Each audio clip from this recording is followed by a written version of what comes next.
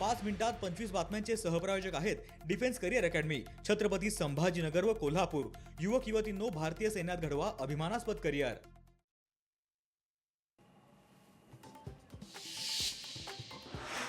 महसूल विभागात पारदर्शकतेसाठी मेगा ड्राईव्हची घोषणा। महसूल मंत्री चंद्रशेखर बावनकुळे यांचा निर्णय। महाराष्ट्रात विभागीय स्तरावर दक्षता पथक स्थापन।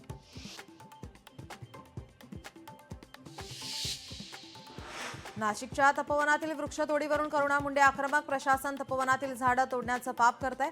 धर्म आणि साधू संतांच्या नावाखाली जमिनीचा व्यापार करू नका, करुणा मुंडेंचं वक्तव्य।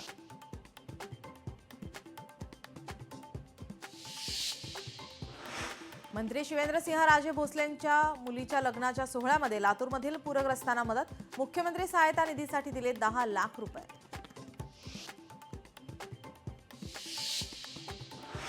पुण्यातील शालेय विद्यार्थ्यांचा दिल्ली विमानतळावर खोळंबा। आंतरराष्ट्रीय रोबोटिक्स स्पर्धेसाठी जाणारे विद्यार्थी विमानतळावर अडकले। इंडिगो विमानसेवांमध्ये झालेल्या उशिरामुळे विद्यार्थ्यांना फटका। निवडणूक आयोगाचा अनागोंदी कारभार पुन्हा एकदा चव्हाट्यावर। ठाण्यातील नगरसेवक सुधीर भगत यांचं नावच मतदार यादीतून वगळलं। अनावधानाने नाव वगळल्याचे जिल्हा प्रशासनाने केलं मान्य।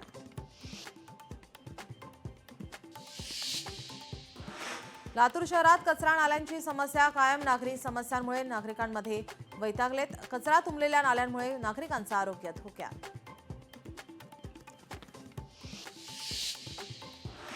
अमरावतीच्या चिखलदऱ्यातील स्ट्रॉबेरी उत्पादक शेतकरी अडचणीत। लागवडीसाठी 50,000चं मिळणार अनुदान सरकार बंद केल्यामुळे शेतकरी अडचणीत। पुन्हा अनुदान सुरू करण्याची शेतकऱ्यांची मागणी।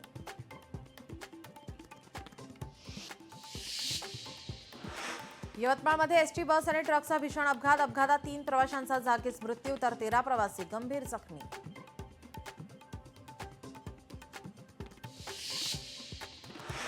पुण्यात बनावट गुटखा कारखान्यावर पोलिसांचा छापा। कारवाईत 1 कोटी रुपयांचा मुद्देमाल जप्त। या प्रकरणी एकाला अटक, 1 आरोपी फरार।